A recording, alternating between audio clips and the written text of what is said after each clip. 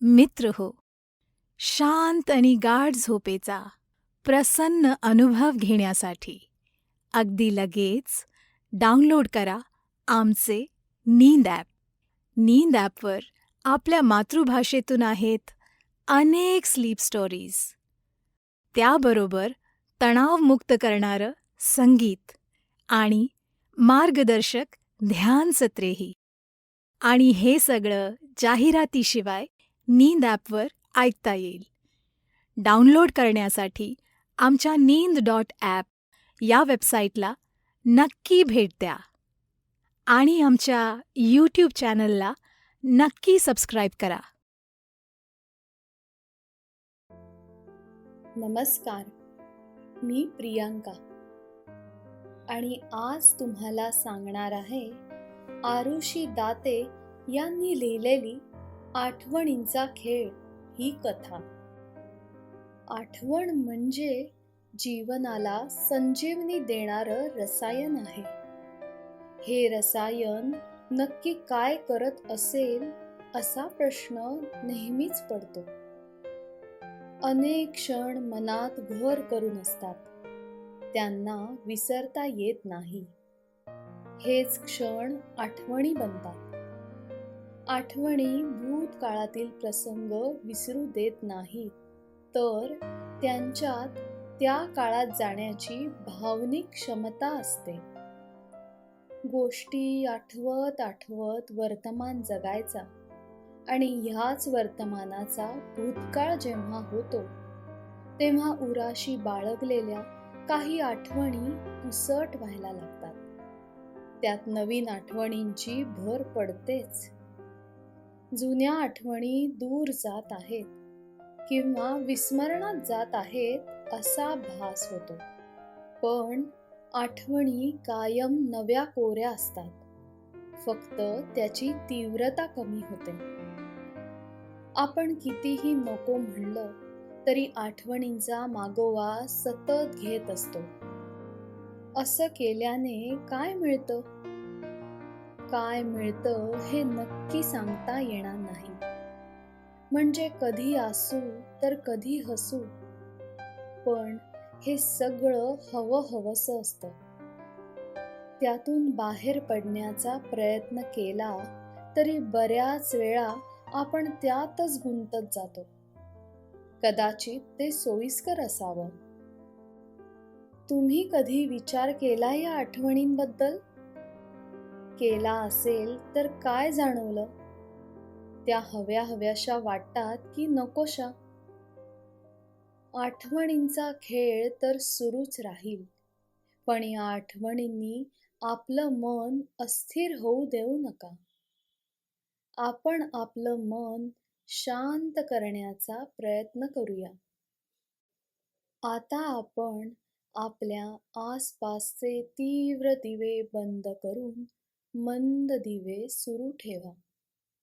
अगदी शांतपणे आपल्या जागेवर शक्यतो आडवे झोपा आणि एकदम अलगद आपले डोळे बंद करा. आता हळुवारपणे आपल्या शरीराला आराम देण्याचा प्रयत्न करा. शरीर तणावमुक्त करण्याचा प्रयत्न करा. आपलं शरीर हवेवर तरंगतंय इतकं हलकं करण्याचा प्रयत्न करा. शरीरावर, मनावर कोणताही ताण येऊ देऊ नका. डोक्यात, मनात सुरू असलेले सर्व विचार, चिंता दूर करण्याचा प्रयत्न करा. त्यानंतर येणारी शांतता अनुभवण्याचा प्रयत्न करा. मनात येणाऱ्या सर्व सकारात्मक, नकारात्मक विचारांवर विचार करू नका.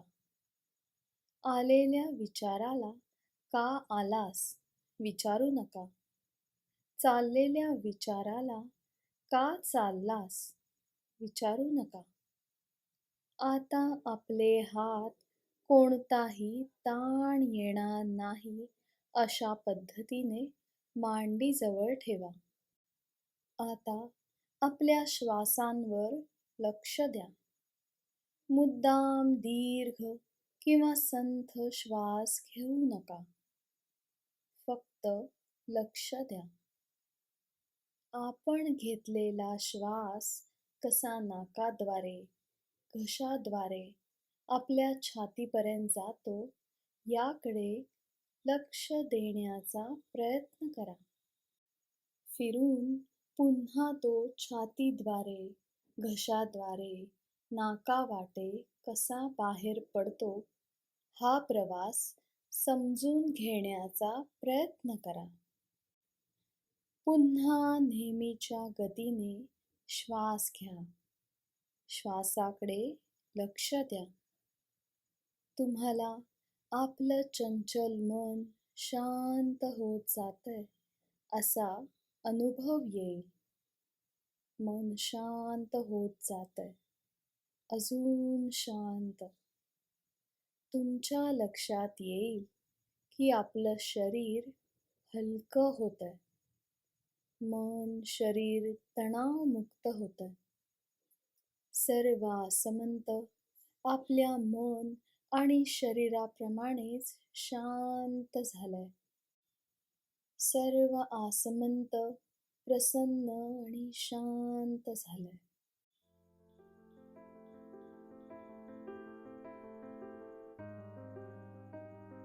कशाही असल्या तरी त्यांना नाकारता येत नाही किंवा डावलता येत नाही. मग तुम्ही त्यांना कसे सामोरे जाता? त्यात गुंतत जायला वेळ लागत नाही, चक्रव्यूहासारखं. पण त्यातून बाहेर पडायचे काम मुश्किल आहे. ही भीती कितीही खरी असली तरी त्यातून सुटका होत नाही. अशा वेळी काय करायचं? गाणी ऐकायची, मैत्रिणीला फोन करायचा, फिरायला निघून जायचं, टीव्ही पाहायचा वगैरे वगैरे उपाय सुचवले जातात. आणि हेच उपाय कधी कधी आठवणींमध्ये भर घालतात. आठवणींचा उपयोग नक्कीच होतो. काही ज्ञानवर्धक असतात, काही आठवणी नात्यांना नवीन अर्थ देतात. अपेक्षांचं ओझं पेलायला ताकद देतात. व्यक्ती म्हणून आयुष्याकडे बघायचा एक वेगळाच दृष्टिकोन देतात. ह्या कृत्रिम जगात स्वतःला सिद्ध करत असताना पदरी असलेल्या अनेक आठवणींनी गर्भरेशमी वस्त्र विणलं जातं, जे आपलं आयुष्य झाकायला मदत करतं. सरणावरती जळताना हे वस्त्र जळालं तरी आपल्या कर्तृत्वाच्या आठवणी मागे ठेवून जातो. आठवणींचा हा ससेमिरा कोणालाच चुकला नाही, हो ना? प्रत्येक क्षणात दडलेल्या अनुभूतीचा, अनुभवाचा विचार म्हणजे तर आठवणी नाहीत ना? घडणारी प्रत्येक गोष्ट, प्रत्येक प्रसंग काही देऊन जातो किंवा घेऊन जातो. त्याचा हिशोब आठवणींच्या रूपात सोबत करत राहतो. मग ह्या आठवणी कधी रडू आणतात तर कधी हसू. मागे वळून बघताना हरवलेले क्षण पुन्हा जगण्यासाठी आठवणींना कुरवाळत नवीन विचार प्रक्रिया सुरू होते. काही विचार मनात रुजतात. आठवणींच्या सहवासात पुन्हा एकदा तो भूतकाळातील प्रवास सुरू होतो. मग आठवणी कधी गोड, कधी कटू, प्रेमळ, आनंद, सुख, दुःख, समाधान अशा असंख्य रंगांनी सजलेल्या असतात. आठवण असते आनंदी क्षणांची, प्रेमाची, हास्याची, दुःखाची, सुखाची, अपमानाची, यशाची, अपयशाची आणि कौतुकाची. आठवणी वस्तुनिष्ठ असतात, प्रसंगनिष्ठ असतात, तर नात्यांशी जोडलेल्या असतात.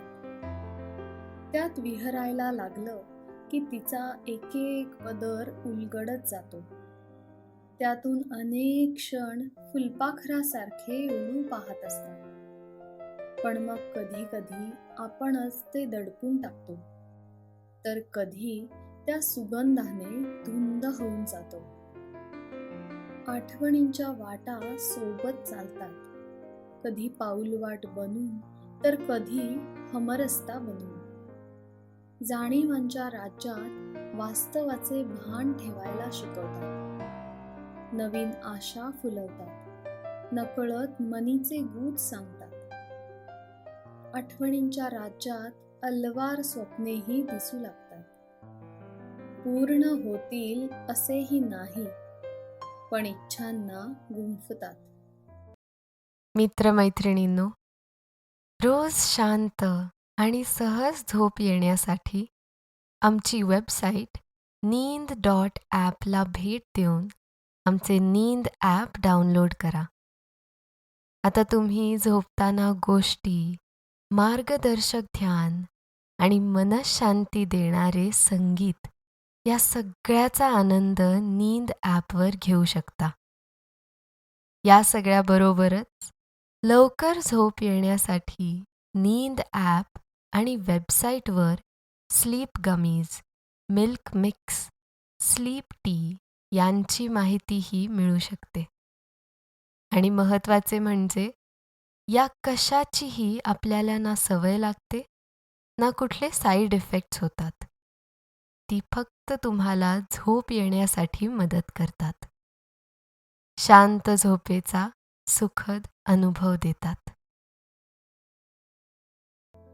कालांतराने पाहिलं तर पोकळ वाटतील ह्या आठवणी, पण ह्यांची खोली कायम तीच राहते. फक्त आपण खोल जायला घाबरतो किंवा सोयीस्करपणे दुर्लक्ष करतो. काही गृहीत, काही समज गैरसमज आठवणींना वेगळी दिशा देतात. दिशाभूल करतात का? याचे उत्तर कदाचित काळ देतो. कारण काळानुरूप आयुष्याकडे बघायचा दृष्टिकोन बदलत जातो. अपेक्षांचे कोडे सुटत जाते. मग घडलेल्या घटनेची तीव्रता कदाचित कमी होते. आपसुकच आठवणी कालांतराने वेगळ्या भासू लागतात. आयुष्य सरळ सोपं आहे असं म्हणत असताना अनेक घटना गुंता वाढवत जातात. त्याचे पडसाद आठवणींच्या रूपात आयुष्यावर प्रभाव टाकत असतात. आयुष्याच्या प्रत्येक टप्प्यावर प्रत्येक नात्याकडून अपेक्षा असतात. त्या पूर्ण होत असताना किंवा पूर्ण करत असताना वैचारिक, भावनिक क्षमतेवर आठवणींनी ताबा घेतला तर काय होईल हे सांगता येणं अवघड आहे. पण आठवणी आपलं विश्व व्यापून टाकतात आणि बऱ्याच वेळा ते आपल्याला कळतही नाही. कळत नकळत साथ सोबत करणाऱ्या ह्या आठवणी जगायला उभारी देतात हे मात्र नक्की.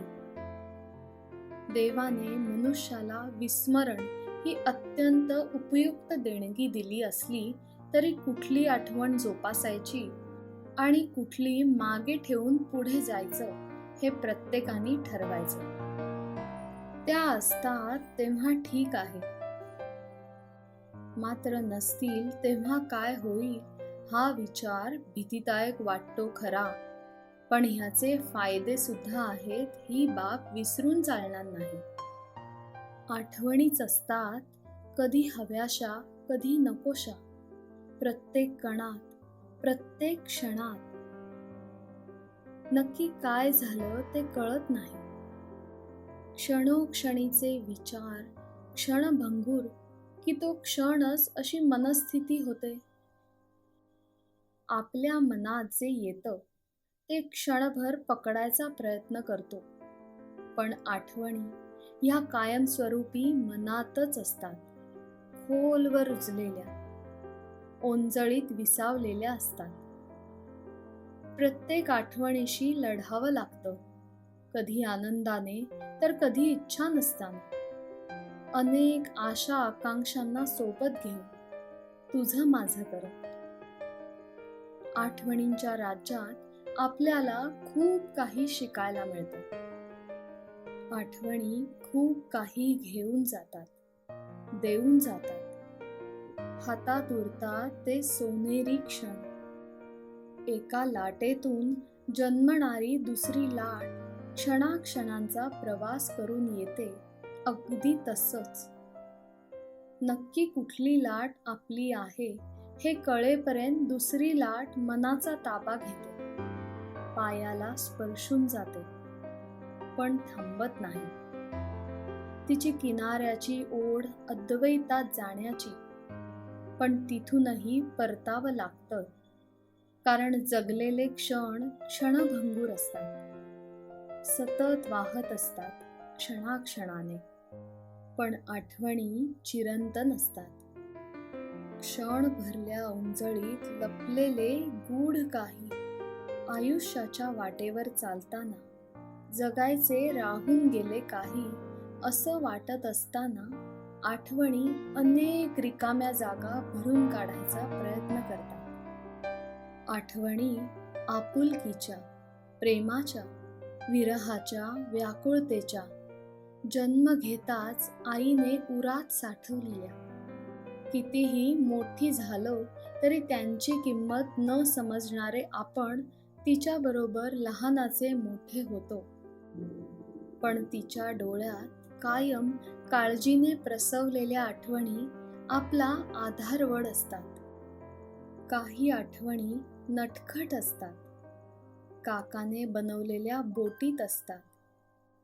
शाळेत जाताना नव्या रेनकोटच्या हट्टात असतात, आणि भिजायचं नाही असं आईने सांगितलं तरी खड्ड्यात साचलेल्या पाण्यात उडी मारली की चेहऱ्यावर लपू पाहणाऱ्या निरागस हास्यात असतात.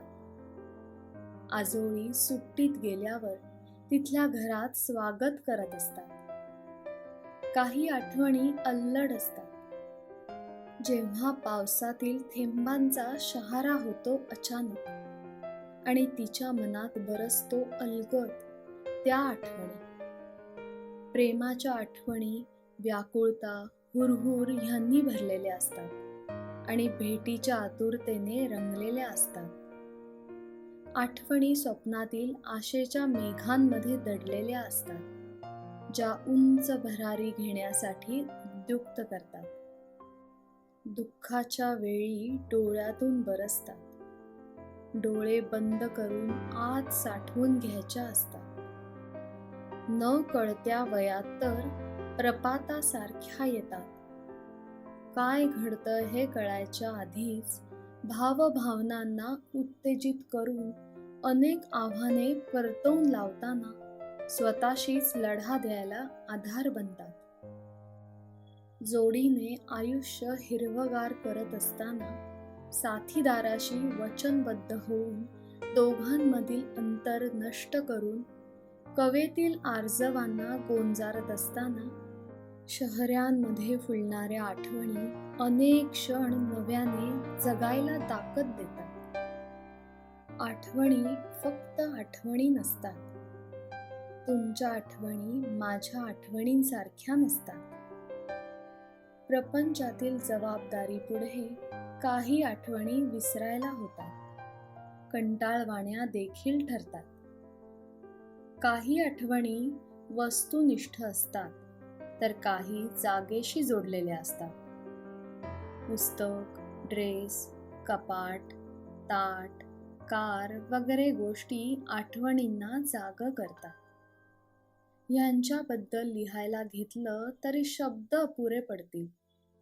आणि हो, शब्दांशिवाय मनात विहार करणाऱ्या आठवणी मौनांची भाषा बोलू लागतात. प्रगल्भतेच्या वाटेवर उत्साह आणि ऊर्जा घेऊन आयुष्याचे नवनवे टप्पे पार करत ध्येय प्राप्तीकडे वाटचाल करतात. मनावर उमटलेले आठवणींचे ठसे लाट आली की विरून जातात, पण आठवणीतले ठसे भावनांच्या भरतीने अधिकच गडद होतात.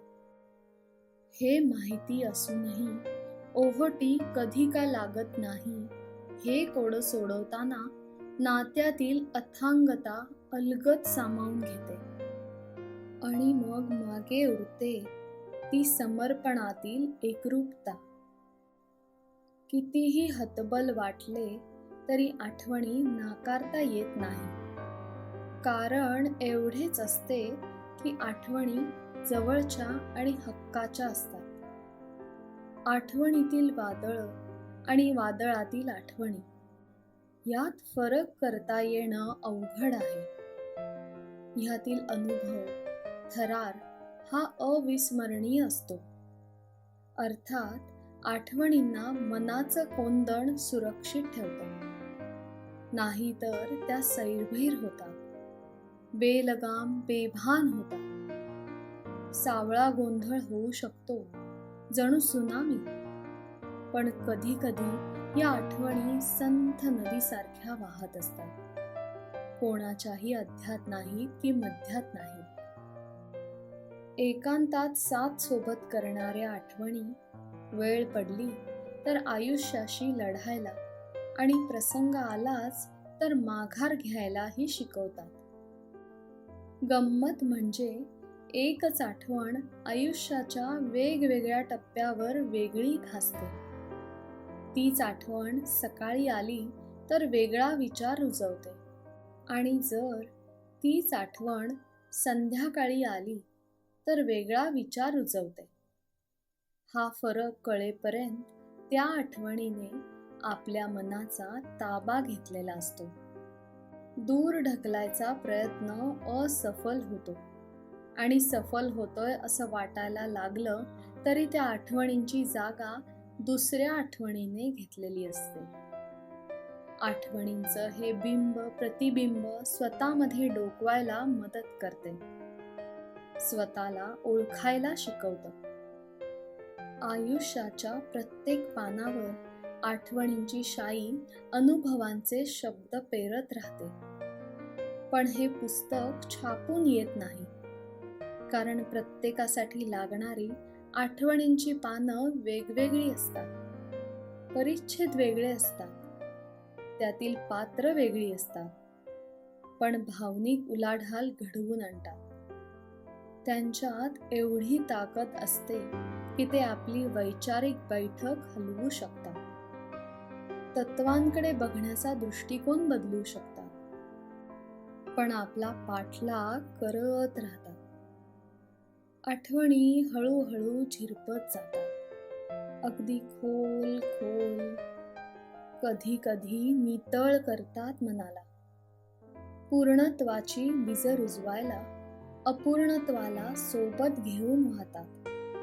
मागे वळून बघताना भूत, वर्तमान, भविष्य ह्यांची सांगड घालताना दमलेले श्वास सांगतात. बरोबर, चूक, योग्य, अयोग्य हे विचार उरत नाहीत. उरतात ते फक्त आठवणीतले हुंकार.